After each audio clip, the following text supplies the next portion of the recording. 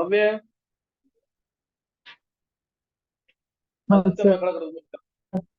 भव्य class में क्यों नहीं आ रहा है? सर बात होगी तो तबीयत खराब है सर। मंडे से आ जाऊंगा। कशिश,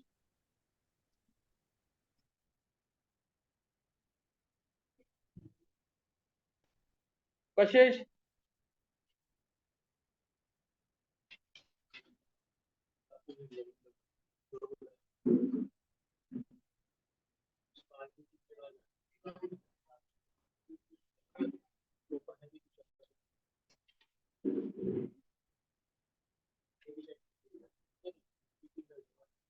ये तो बस तो नहीं रहता इसकी तरह।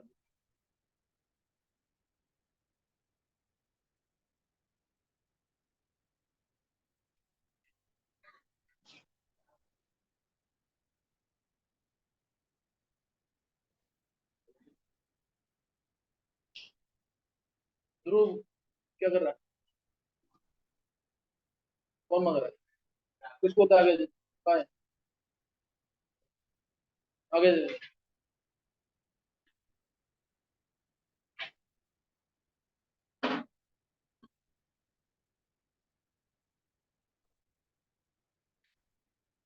देखिए तार मत तार कर रही है।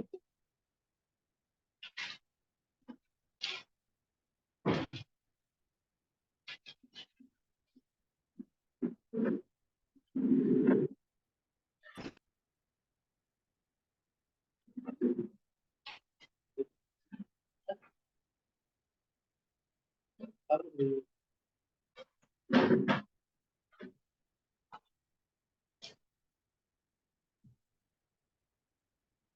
दिया सीट उधर है, उधर बैठ।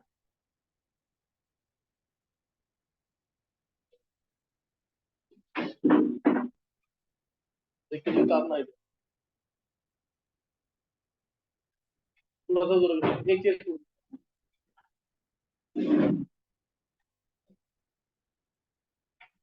एक चीज छोड़ देना।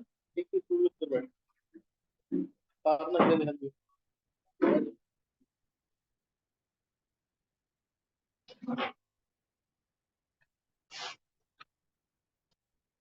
देखो स्टेट्स ऑफ मैटर जो है,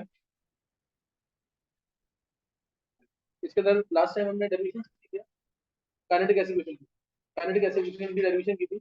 उसमें मैंने जो बताया कि एक किसी एक बॉल से कोलिजन हो रहे हैं, ठीक है? किसी एक बॉल से कोलिजन हो रहे हैं, तो उसमें निकाला था हमने प्रेशर कितना लगेगा उस बॉल। तो प्रेशर मैंने बताया पहले, सबसे पहले तो प्रेशर होता है फोर्स अपॉन एरिया। और फोर्स क्या था? Change in momentum per unit change in time. Change in momentum पे कहा था अगर एक्स एक्सिस पे है तो 2 mu x divided by delta T क्या आएगा? 2a डिस्टेंस कवर जो होगा एक कोलिजन के लिए, वो 2a होगा, 2a डिवाइड बाय ux1। तो 2 से 2 कैंसिल हो जाएगा, mu x square divide by क्या आता है? a आ जाता है। फिर इसके बाद मैंने ux स्क्वायर की वैल्यू निकाली। वो क्या आई थी? v स्क्वायर बाय 3 पुट कर दिया, बाय 3 a आ गया। इसके बाद ये एक मॉलिक्यूल के लिए है, ऐसे n मॉलिक्यूल से निकाला, बाय n किया, इनटू n किया, एक वेरिएबल आगे, फिर उस प्रेशर लगाया, फोर्स अपॉन एरिया, उससे फॉर्मूला डिराइव हो गया। याद है कि नहीं है? तो तुम लोग भी इस तरह से ऑर्डरली अगर बोलोगे तो ये कभी भूलोगे नहीं डेरिवेशन। छोटा सा डायग्राम था, उसको बना करके विजुअलाइज करके तुम आराम से कर सकते हो इस चीज, ठीक है? अभी जो करना है उसके बेसिस पे न्यूमेरिकल भी कर सकते हैं। उससे पहले अब जो आज मेन टॉपिक स्टार्ट होना है, तो मुझे बताया था जिसके क्वेश्चन ज्यादातर आते हैं, न्यूमेरिकल अभी कवर नहीं हुआ, न्यूमेरिकल बहुत सारे हैं। न्यूमेरिकल मैंने हार्डली तुम्हें 8 से 10 न्यूमेरिकल कराए हैं अब तक, ठीक है? तो न्यूमेरिकल बहुत सारे कवर करने हैं। लेकिन अब जो मेन टॉपिक है ग्रैहम्स लॉ के बाद, वो क्या है? Real gas equation. Real gas equation अभी हम स्टडी करते हैं। रियल गैस इक्वेशन सबसे पहले तुम बताओगे इसमें, रियल गैस इक्वेशन को पढ़ने से पहले आइडियल गैस, यहाँ ये इंपॉर्टेंट टॉपिक है, आइडियल गैस और रियल गैस में क्या डिफरेंस? आइडियल गैस और रियल गैस में, आइडियल गैस के अंदर फोर्स ऑफ अट्रैक्शन क्या था? नेग्लिजिबल। याद है कि नहीं है? फोर्स ऑफ अट्रैक्शन था नेग्लिजिबल इसके अंदर, और इसमें फोर्स ऑफ अट्रैक्शन सिग्निफिकेंट, इसके अंदर सिग्निफिकेंट था। ये तुम्हें याद होगा। सेकंड पॉइंट, इसके अंदर volume occupied by gas molecules क्या था? Negligible in comparison to total volume of the gas. याद है ना? इसलिए हमने टोटल क्या माना था कि सारा का सारा क्या है, फ्री वॉल्यूम। सारा का सारा क्या है, free volume. Volume occupied by gas molecule is negligible.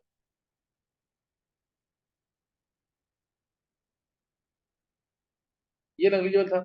इसमें ऐसा नहीं होगा, वॉल्यूम का कुछ रोल होगा, यानी volume occupied will not be negligible. वो नेग्लिजिबल नहीं होगा, उसका कुछ रोल होगा और वो ऑक्यूपाइड होगा। तीसरा, थर्ड पॉइंट क्या था, और क्या था, कोई भी गैस, ये जो आइडियल है, वो पीवी न्यूटन आरटी को फॉलो करेगी।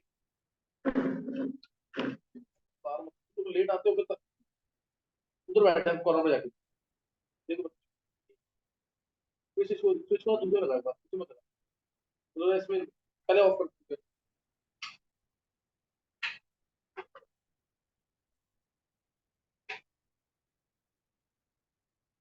नहीं तो लगा,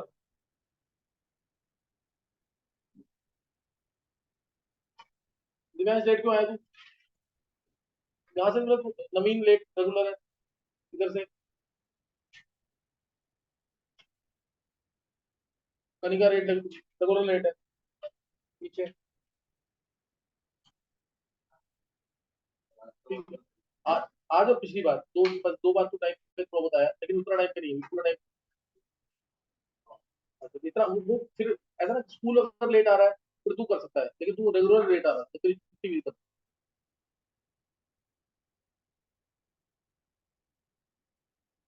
दूसरी क्वेश्चन है, सुन लेंगे एक बार। Third most important question, 10 times लिखनी है तुम्हें।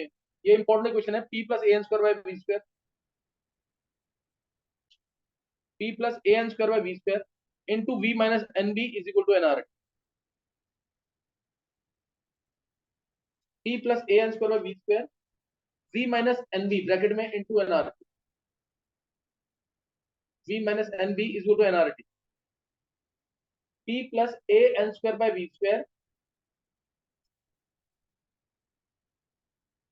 Into we minus n b is equal to n R T. A यहाँ पे क्या बताता है, ए क्या बताता है, magnitude of attractive force. A क्या बताएगा, magnitude of attractive forces. Magnitude of attractive forces. और बी क्या बताएगा,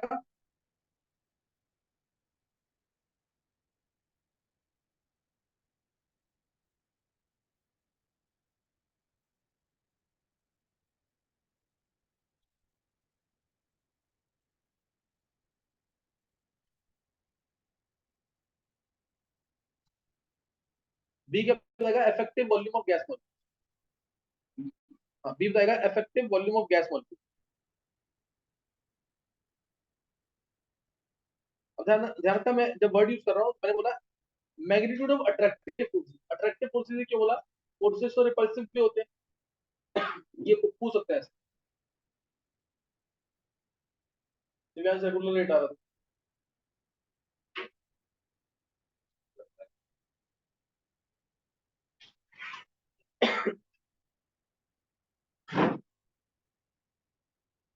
ये क्वेश्चन नोट कर लिया मैंने, ढंग से नोट कर लेना, इसको ढंग से देख लो बिल्कुल। ये क्वेश्चन जो है, पीवी टू एनआरटी है, चेक करो तुम्हें पास। ये पीवी इज टू एनआरटी ही है, बस पी में कोई अमेंडमेंट हुई है a n square by b square की, और वी में अमेंडमेंट हुई है इसकी, वॉल्यूम की। नहीं नहीं, ये दोनों चेंजेस आए हैं, ये दोनों चेंजेस आए हैं। Otherwise equation, ideal gas equation ये है, पी में कुछ चेंज आया क्योंकि अट्रैक्टिव फोर्सेस हमने आइडियल गैस में नेग्लिजिबल माने थे, वॉल्यूम को हमने क्या माना था, नेग्लिजिबल है गैस मॉलिक्यूल का, तो इसलिए इसमें अमेंडमेंट आया, इसमें चेंज आया। दो चीजों में चेंज आएगा, बाकी क्वेश्चन वही है। ए और बी यहाँ पे कॉन्स्टेंट्स हैं, ए और बी कॉन्स्टेंट है, इंडिपेंडेंट ऑफ टेम्परेचर। एक गिवन रेंज के लिए ना, जैसे मान लो 20 केल्विन 30 केल्विन से आपको टेम्परेचर चेंज हो रहा है, तो उसको क्या मानेंगे, सेम मानेंगे।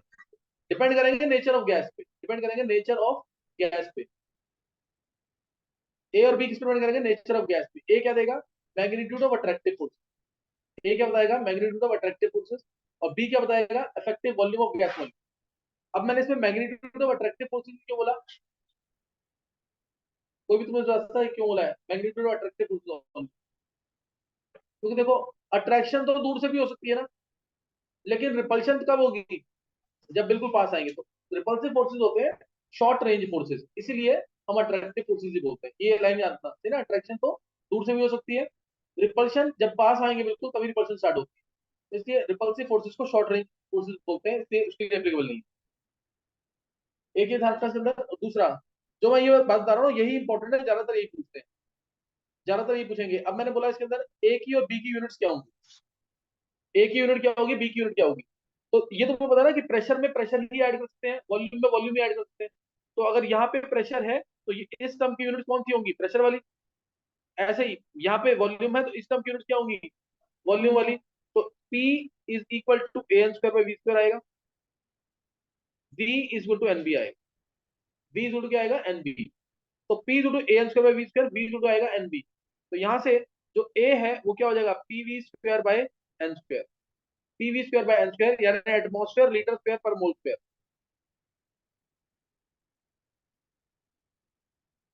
Atmosphere litre square per mole square, ये किसकी यूनिट्स है, ए की। और बी की यूनिट्स क्या होंगी ऐसी, लीटर पर मोल। बी की यूनिट्स क्या होंगी, बी में जो हमने ऐड किया है उसकी यूनिट्स वॉल्यूम वाली होंगी, फिर बी टू एनबी लिखा मैंने। तो बी की यूनिट्स क्या होंगी, लीटर पर मोल, ये भूलना नहीं बिल्कुल। बी क्या आएगा, लीटर पर मोल। और ए की यूनिट्स क्या आएंगी, atmosphere litre square per mole square, atmosphere litre square per mole square. क्या क्लियर है कि नहीं है। तो ये ध्यान रखना इसके अंदर। आइडियल गैस रियल गैस में डिफरेंस, मेन डिफरेंस ये है, अदरवाइज तो नो गैस इज आइडियल, कोई भी गैस आइडियल नहीं है। जितनी गैसेज है सब रियल गैस, जितनी गैसेज है सब रियल गैसेज है। आइडियल गैस इक्वेशन कब फॉलो होती है, जब टेम्परेचर क्या हो, हाई, प्रेशर क्या हो, लो, ये तब फॉलो। टेम्परेचर जब बहुत हाई है और प्रेशर जब बहुत लो है तो ही ये क्वेश्चन फॉलो होगी, अदरवाइज फॉलो नहीं होगी। सही है, रियल रियल गैस क्वेश्चन से उल्टा। ये कर लोगे ना इससे। मेन अभी तक जो मैंने बताया तुम्हें, रियल गैस इक्वेशन इंपॉर्टेंट है, P plus a n square by b square into we minus n P into n R T. A यहाँ पे मैग्नीट्यूड ऑफ अट्रैक्टिव फोर्स देता है, बी यहाँ पे effective volume of gas molecule देगा, तो excluded volume और को वॉल्यूम भी कहते हैं। और ए की यूनिट्स क्या होंगी, atmosphere litre square per mole square, और बी की यूनिट्स क्या होंगी, लीटर पर मोल। अब यहाँ पे डेरिवेशन करेंगे वैन डर वाल्स इक्वेशन और real gas equation, derivation of van der Waals equation और रियल गैस इक्वेशन।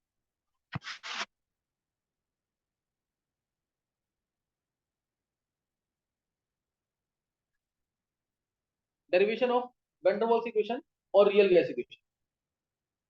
तो डेरिवेशन के लिए तुम्हें बस क्या ध्यान रखना है, डेरिवेशन के लिए क्या ध्यान रखना है तुम्हें, कि दो चीजें हमें चेंज करनी है क्या, एक तो प्रेशर और एक volume. This is equal to क्या आएगा, एनआरटी। प्रेशर में चेंज कैसे आएगा, प्रेशर में देखो, आइडियल गैस से प्रेशर एक्चुअल में क्या होता है, एक तो होगा एक्सटर्नल प्रेशर, यानी जो वॉल पे एग्जर्ट होगा, और दूसरा क्या होगा, इंटरनल प्रेशर।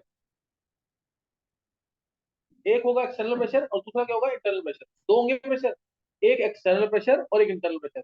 देखो अगर आइडियल गैस थी, ध्यान देना, अगर आइडियल गैस थी, जैसे मान लो ये मॉलिक्यूल है जो प्रेशर एग्जर्ट करेगा वॉल, तो क्या अंदर वाले मॉलिक्यूल से, जो अंदर वाले मॉलिक्यूल्स होंगे, क्या वो इसको अट्रैक्ट करेंगे अपनी तरफ, करेंगे कि नहीं, नहीं करेंगे ना। आइडियल गैस में क्या बोला मैंने, अट्रैक्टिव फोर्सेस नेग्लिजिबल। तो इसको ये वाला मॉलिक्यूल या ये वाला मॉलिक्यूल या ये वाला मॉलिक्यूल अट्रैक्ट नहीं करेंगे। क्या समझ आ गया, समझ आ गया कि नहीं है। इसलिए ये जो मॉलिक्यूल है ये अपना पूरा प्रेशर कहाँ डालेगा, इस दीवार पे डालेगा कि नहीं। यानी इसका एक्सटर्नल प्रेशर तो होगा, ये एक्सटर्नल प्रेशर एक तरह से है। क्या इंटरनल प्रेशर होगा, इंटरनल कोई फोर्स है ही नहीं, कोई अट्रैक्टिव फोर्स नहीं है, तो इंटरनल प्रेशर क्या हो गया, जीरो हो गया। क्या समझ आ गया। आइडियल गैस में ऐसा होता है, आइडियल गैस में ऐसा होगा। अब वॉल्यूम के बारे में बात करें, वॉल्यूम ये है, तो अगर आइडियल वॉल्यूम की बात कर रहे हैं तो जितना भी मॉलिक्यूल्स है वो ये वॉल्यूम ऑक्यूपाई करेंगे, ये ऑक्यूपाई करेंगे। हमने क्या माना, ये जो इनका वॉल्यूम है वो क्या है, नेग्लिजिबल। बोला ना ये नेग्लिजिबल है, ये वॉल्यूम जैसे ये पूरा वॉल्यूम था, ये यहाँ पे कॉर्नर पे आ गए। तो क्या ये कोई, क्या कोई मीनिंगफुल है ये जो वॉल्यूम है, नहीं है ना। तो हमने क्या माना कि सारा का सारा जो वॉल्यूम है all is free volume, all is free volume where gas can move. ये सारा फ्री वॉल्यूम है, ये माना ना। तो इसलिए वी आया, वी के साथ कुछ नहीं है। यहाँ पे भी पी आया, पी के साथ कुछ नहीं आया। क्या ये बात समझ आ गई। पी क्या है, सिर्फ एक्सटर्नल प्रेशर जो दीवार पे एग्जर्ट हो, और वी क्या है, टोटल फ्री वॉल्यूम, क्योंकि volume of gas molecule is negligible.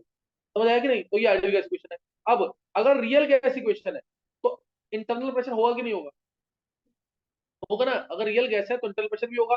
जो ये मॉलिक्यूल्स अट्रैक्ट कर रहे हैं, जो मैंने दिखाया कि मॉलिक्यूल्स अट्रैक्ट कर रहे हैं एक दूसरे को, अब इस मॉलिक्यूल को, ये वाला जो मॉलिक्यूल है ये भी अट्रैक्ट करेगा अपनी तरफ। तो क्या ये मॉलिक्यूल जो मैं टिक कर रहा हूँ, क्या ये पूरा प्रेशर एक्सर्ट कर पाएगा वॉल पे? नहीं करेगा ना ये। तो अब क्योंकि ये वाला इस दिस मॉलिक्यूल और दिस मॉलिक्यूल और this molecule is also attracted by molecule present inside the container, इससे भी अट्रैक्ट होंगे कि नहीं है? तो इसलिए अब इंटरनल प्रेशर भी काउंट होगा। और वो इंटरनल प्रेशर जो होगा ना, वो जो इंटरनल प्रेशर होगा वो प्रोपोर्शनल होगा इन दोनों लेयर्स के कंसंट्रेशन के प्रोपोर्शनल। क्या ये बात सही है? जितना ज्यादा कंसंट्रेशन होगा उतनी ज्यादा अट्रैक्शन होगी, तो उसके प्रोपोर्शनल होगा P will be proportional to C square. और C क्या होता है? N by V। C क्या होता है? कंसंट्रेशन क्या होगा? N बाई V का स्क्वायर। और अगर मैं कंसंट्रेशन साइन इंटरनल प्रेशर के लिए, अगर मैं इसको प्रोपोर्शनल वाला साइन हटाऊंगा तो ए एन स्क्वायर बी स्क्वायर आएगा कि नहीं? आएगा कि नहीं? तो अब P क्या हो जाएगा? अब P यहाँ पे क्या होगा? External pressure plus internal pressure कितना है? A n square by b square. क्या ये समझ आ गया? एक अमेंडमेंट समझ आ गई कि नहीं? एक चेंज प्रेशर के अंदर रियल गैस में जो चेंज है वो समझ आ गया कि नहीं? ये P plus a n square by b square. A यहाँ पे क्या होता है? Magnitude of attractive forces, unit इसकी atmosphere litre square per mole square, unit इसकी atmosphere litre square per mole square, ये आ गया यहाँ पे। अब वॉल्यूम में जो चेंज आएगा, इसमें किसी को पूछना तो नहीं कुछ? अच्छा अब तुम्हें बताना, मैंने जितना बता दी तुम्हें यहाँ पे सारा। एलोन से बच्चे ट्राई करेंगे। बताओ, रियल गैस प्रेशर एक्सर्ट ज्यादा करेगी कि ideal gas? Real gas, ideal gas. Aditya का आइडियल गैस है, और एक मिनट क्या, एक मिनट क्या, आइडियल गैस। अतुल्य का भी आइडियल गैस है, और उसकी चेंज तो नहीं करना आंसर। जिसने बातें सारी समझी है ना उसको आंसर पता होगा। तुम बोलो दिया। कौन? रियल गैस की आइडियल गैस? Ideal gas. समझ आ गया था कि नहीं है? तू बोल लक्ष्य, कौन एक्सर्ट करेगी प्रेशर ज्यादा, रियल गैस की आइडियल गैस? आंसर है आइडियल गैस। तुम सिंपल देखो ना, आइडियल गैस के मॉलिक्यूल तो डायरेक्ट प्रेशर सारा कहाँ डालेंगे? वॉल पे डालेंगे ना। क्या वो अंदर किसी से अट्रैक्ट हो रहे हैं? नहीं अट्रैक्ट हो रहे। लेकिन रियल गैस के मॉलिक्यूल्स होंगे तो वो तो अंदर भी अट्रैक्ट होंगे, तो क्या वॉल पे उतना प्रेशर एक्सर्ट कर पाएंगे? नहीं कर पाएंगे ना। इसीलिए ध्यान रखना, हमेशा भूलना नहीं, ideal gas exerts more pressure than real gas. अगर तुम्हें समझ आ गया होता तो बहुत इजी था। प्रेशर मतलब कहाँ पे? एक्सटर्नल प्रेशर, वॉल के ऊपर प्रेशर कौन एक्सर्ट ज्यादा करेगा? Ideal gas. रियल गैस तो अंदर भी अट्रैक्ट होगी ना। समझ आ गया लक्ष्य कि नहीं? ये भी वो आइडियल प्रेशर समझाने का तरीका है, समझ जैसे बात समझ आ गई कि नहीं है? ये समझ आ गया कि नहीं? ये लाइन, अब यहाँ पे ये लाइन नहीं भूलनी है। डेरिवेशन करने का बस ये फायदा होता है कि इसके जो छोटे छोटे क्वेश्चन बनते हैं ना वो तो समझ आ जाएंगे। Ideal gas exerts more pressure than real gas.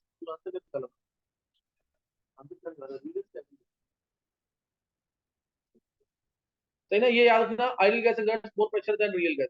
इसमें देखो, रियल जो आइडियल गैस के मॉलिक्यूल्स हैं वो अंदर किसी से अट्रैक्ट तो नहीं हो रहे ना। सारा का सारा प्रेशर कहाँ डालेंगे? इस दीवार के ऊपर या इस दीवार के ऊपर, सारा वहीं तो डालेंगे क्योंकि अंदर कोई अट्रैक्शन ही नहीं है। आइडियल गैस में यही तो बोला हमने पॉस्टुलेट्स के अंदर, no attraction between gas molecule. तो सारा प्रेशर कहाँ जाएगा? वो दीवार के ऊपर जाएगा, वॉल के ऊपर। सही ना? तो इसलिए ध्यान रखना हमेशा, ideal gas exert more pressure than real gas. Next point है, वॉल्यूम में क्या चेंज आएगा? वॉल्यूम में क्या चेंज आएगा? मैंने रियल गैस के लिए क्या बोला? पहले आइडियल गैस के लिए तो वॉल्यूम क्या होता है? ये देखो, आइडियल गैस के मॉलिक्यूल थे वो इतना ही वॉल्यूम ऑक्यूपाई कर रहे हैं, दिख रहा है तुम्हें यहाँ पे? इतना वॉल्यूम, ये टोटल वॉल्यूम था और इसमें से इतना ही वॉल्यूम ऑक्यूपाई कर रहे हैं, कोई डाउट तो नहीं है? लेकिन अगर रियल गैस होती है तब वॉल्यूम ऑक्यूपाइड कितना ही होता था। फिर तो कुछ तो, ये पूरा वॉल्यूम है, इसको कुछ तो वॉल्यूम ऑक्यूपाइड होता है ना। ऐसे यहाँ मॉलिक्यूल होते हैं, यहाँ होते हैं, यहाँ पे हर जगह पे क्या होते हैं? मॉलिक्यूल्स होते हैं कि नहीं? अब इससे अब ये कुछ तो वॉल्यूम है ना, ये कुछ वॉल्यूम है कि नहीं? तो अब फ्री वॉल्यूम ये वाला है कि नहीं? फ्री वॉल्यूम अब ये है ना, गैस को मूव करने के लिए फ्री वॉल्यूम ये है ना। तो अब फ्री वॉल्यूम कितना होगा? V minus n b. V, अब जो फ्री वॉल्यूम है उसमें गैस मॉलिक्यूल्स का वॉल्यूम माइनस करना पड़ेगा कि नहीं? ये मैंने माइनस कर दिया है, माइनस एन बी। बी यहाँ पे क्या है? इफेक्टिव वॉल्यूम और को वॉल्यूम और excluded volume of gas molecule. B यहाँ पे क्या है? इफेक्टिव वॉल्यूम और को वॉल्यूम और excluded volume of gas molecule, और बी इज डिफाइंड फॉर 1 मोल, ये लाइन इंपॉर्टेंट ऑब्जेक्टिव के लिए। बी डिफाइंड किसके लिए है? For 1 mole of the gas. B is defined for 1 mole, यहाँ पे एन मोल लिखा है ना, एनआरटी। क्या ये डेरिवेशन समझ आ गई है? समझ आ गई कि नहीं है? 1 मोल का वॉल्यूम बी गैस मॉलिक्यूल का, तो एन मोल्स का वॉल्यूम कितना होगा? एन बी, और इक्वल टू एनआरटी। और अगर 1 मोल के लिए इक्वेशन लिखनी है रियल गैस इक्वेशन, तो 1 मोल के लिए क्या होगी? T plus a by we square into we minus b is equal to R T. क्या समझ आ गया? This is for 1 mole, this is for 1 mole. तो इसको ध्यान रखना है, भूलना नहीं बिल्कुल भी। अब जो मैंने बी बताया तुम्हें, इफेक्टिव वॉल्यूम और को वॉल्यूम, यहां तक किसी को कुछ, ये डेरिवेशन हो चुकी है रियल गैस इक्वेशन, यहां तक किसी को कुछ पूछना तो नहीं है? एक बार हैंड से करना, समझ आ गई डेरिवेशन?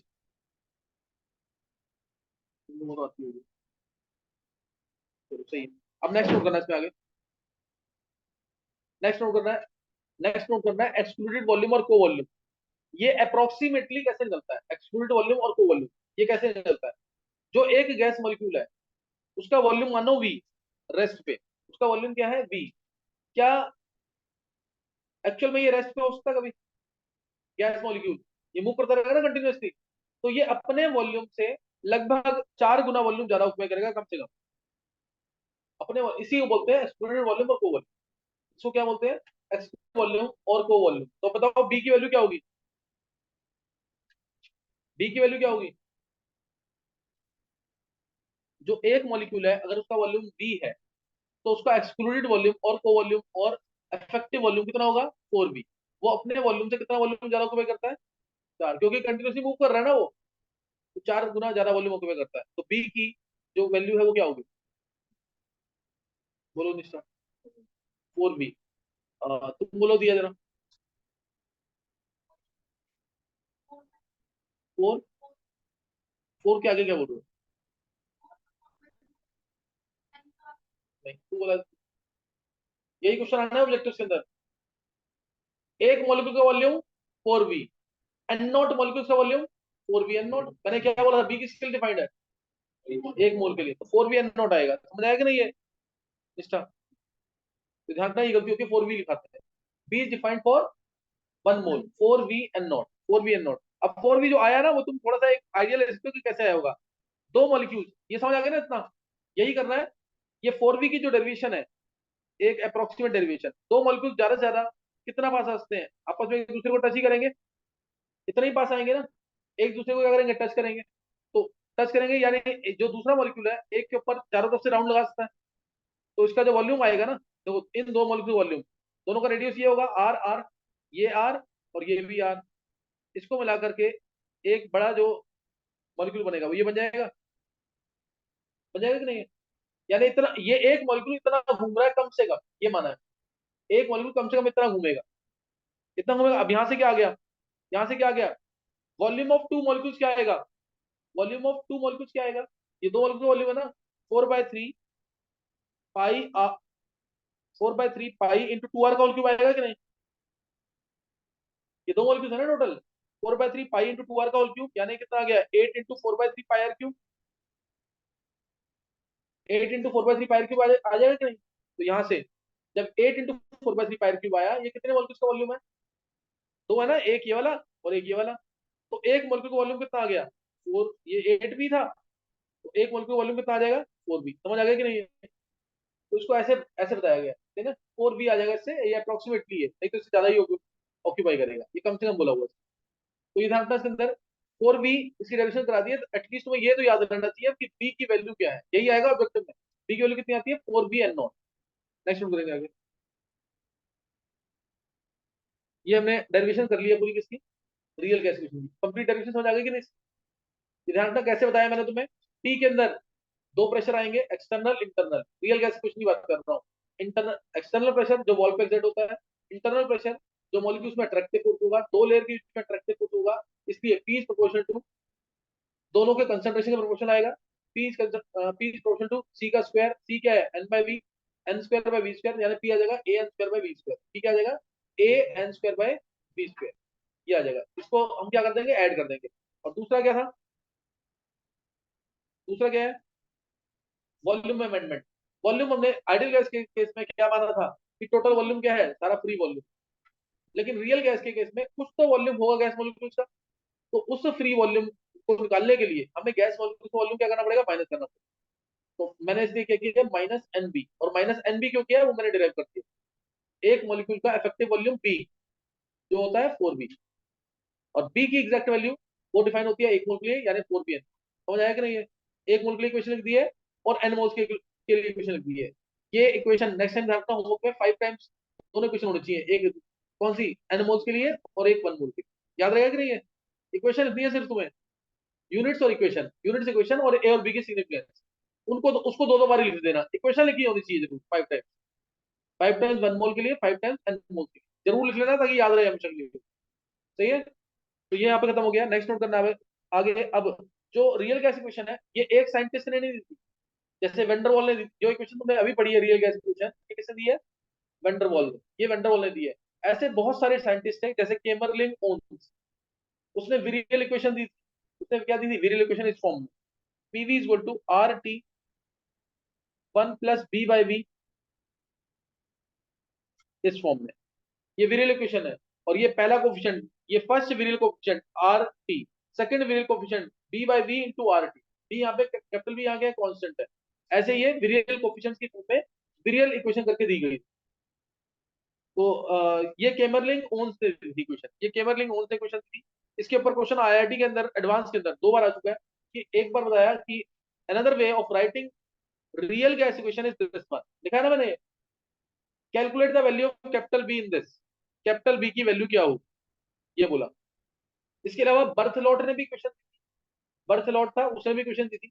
जो इक्वेशन इंपॉर्टेंट है, equation of reduce state, law of corresponding state, वो बाद में करवाऊंगा, वो लीस्ट इंपॉर्टेंट है। उसके ऊपर क्वेश्चन आईआईटी वगैरह कहीं पे आया नहीं, कहीं पे भी आया नहीं है, लेकिन करनी है वो भी। इक्वेशन ऑफ रिड्यूस स्टेट क्या नाम है, law of corresponding states, law of corresponding states. और उस इक्वेशन के अंदर, उस इक्वेशन के अंदर कोई भी कांस्टेंट नहीं आएगा ए और बी, उसने कांस्टेंट को क्या कर दिया था, रिमूव कर दिया था। तो वो थी बर्थलॉट इक्वेशन, वो बाद में बताऊंगा तुम्हें मैं। अब पहले ये कर रहे हैं केमरलिन ओन्स की इक्वेशन, केमरलिन ओन्स की equation. This is another way of writing real gas equation. Now you have to calculate the value of b in it, b की वैल्यू कैलकुलेट करनी है। तो हमने लिया यहाँ पे, किसी को याद है तुम्हें से, क्या चले बच्चों, इसको याद है, को और किसी को याद थी कि नहीं इक्वेशन, नहीं, चलो देख लेंगे एक बार। बी की वैल्यू याद रहनी चाहिए, और मैं तुम्हें बाद में याद करवा दूंगा किस तरह से याद करनी है, क्योंकि वो इंपॉर्टेंट है। देखो P to R T 1 + b/v है, इसको लिखा मैंने real gas equation, P plus a/v², 1 mole के लिए, v minus b equal to R T, है कि नहीं है? ये है क्वेश्चन 1 मोल के लिए, 1 मोल के लिए ये इक्वेशन। अब मेरे को इस इक्वेशन को इस फॉर्म में लेके आना है। अगर इस फॉर्म में लेके आना है तो पी इधर रखेंगे, बाकी सब उधर ले जाएंगे। तो पी क्या आ गया यहाँ से, R T by b minus b minus a/v²। क्या कोई डाउट है इसमें? समझ आ गया कि नहीं है? R T by b minus b minus a/v², कोई डाउट तो नहीं है इसमें? अब दोनों साइड पी से मल्टीप्लाई करेंगे। अगर मैं वी से मल्टीप्लाई करूंगा ये, तो यहाँ वी आ जाएगा, और यहाँ पे a/v² का क्या बन जाएगा, ओनली वी। समझ आ गया कि नहीं? दोनों साइड वी से मल्टीप्लाई किया है, क्यों किया मल्टीप्लाई, क्योंकि ऊपर वी चाहिए, पीवी चाहिए ना ऊपर, तो इसे वी से मल्टीप्लाई कर दिया, PV to R T v by v minus b minus a by v, minus a by v. अभी भी मेरे को जब भी तुम्हें ये दिख जाए कि प्लस डॉट डॉट डॉट इस टाइप से लग जाए, तो इसका मतलब बाइनोमियल टाइप का कुछ लगेगा, कोई सीरीज बनेगी ना, तो इसलिए। और बाइनोमियल कब लगती है, बाइनोमियल थ्योरम में पड़ी हुई है ना, सबने पड़ी हुई है ना ये, 1 + x⁻n अगर है, x should be very very less than 1, तो 1 + nx आता है, plus n into n minus 1/2 factorial into x² आएगा, plus n into n minus 1 into n minus 2/3 factorial into x³ आएगा। 1 + x⁻n का भी यही फॉर्मूला है, 1 - x⁻n का भी यही फॉर्मूला होगा, सही ना, सेम। 1 + x⁻n अगर है, सबने पढ़ा हुआ है, इसे जल्दी बता रहा हूँ मैं। 1 + x⁻n है, तो ऑल्टरनेट पे माइनस प्लस चलेंगे, 1 - nx plus minus plus minus plus चलेगा, और 1 - x⁻n है, तो भी ऐसी ऑल्टरनेट पे क्या चलेगा, माइनस प्लस। चारों फॉर्म समझ आ गए कि नहीं है? तो मेरे को इसी इक्वेशन को इस फॉर्म में कुछ कन्वर्ट करना, हटा दो इसे यहाँ से, ये पता है ना सबको?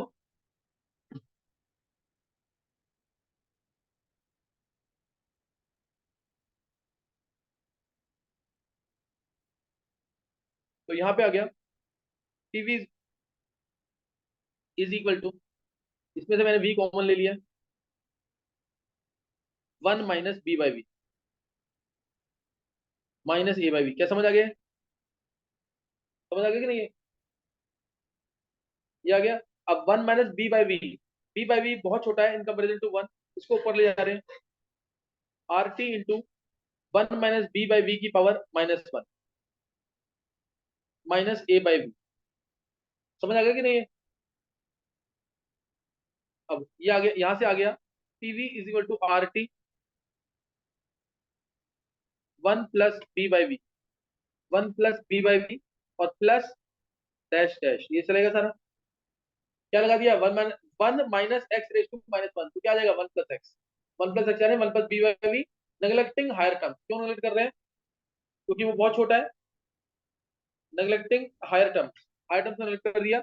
-a/v तो है ही, -a/v तो है ही। अब RT अगर मेरे a/v को भी मेरे को पूरे ब्रैकेट में लेना है, तो क्या करेंगे?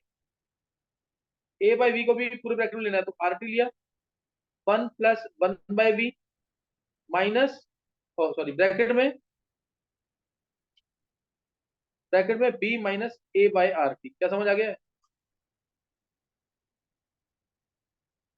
और नेग्लेक्टिंग हायर टर्म्स, क्या ये समझ आ गया कि नहीं? कोई डाउट तो नहीं है इसमें? तो ये अब यहाँ पे अब कैपिटल बी की वैल्यू क्या आ गई?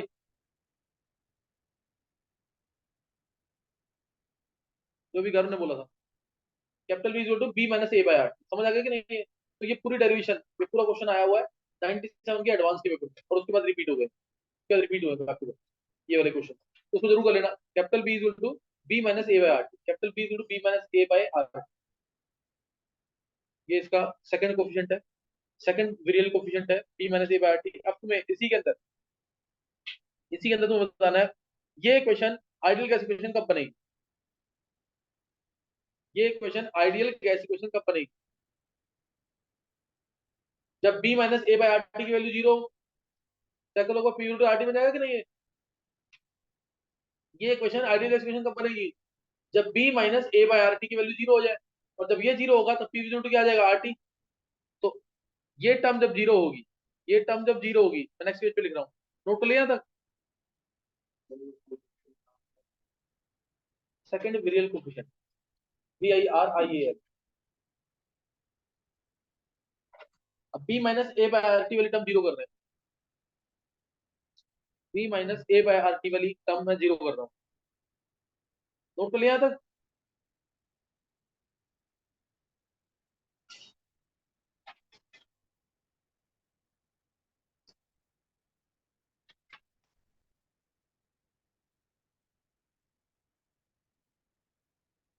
रियल गैस इक्वेशन कितनी पढ़ ली हमने? 2 पढ़ लिए कि नहीं? तो b - a/rt, ध्यान देना, b - a/rt को 0 रखा, तो उस पॉइंट पे, इस पॉइंट पे रियल गैस किसमें कन्वर्ट हो जाएगी? आइडियल गैस में। तो इस टेम्परेचर को बोलते हैं बॉयल टेम्परेचर, टीपी। टी को मैंने क्या लिख दिया? टीपी। तुम्हें अगर ध्यान हो तो मैं बॉयल कांस्टेंट और बॉयल पॉइंट पे डिफरेंस पहले बता चुका हूं पहले लेक्चर में, याद है कि नहीं? बॉयल पॉइंट पे और बॉयल टेम्परेचर, बॉयल पॉइंट पे और बॉयल कांस्टेंट में डिफरेंस। टीबी इक्वल टू क्या आ जाएगा यहाँ से? a/rb। क्या ये समझ आ गया? In terms of van der Waals constant, TB equal to a/rb। TB के यहाँ पे बॉयल टेम्परेचर या बॉयल पॉइंट, डेफिनेशन क्या होगी इसकी?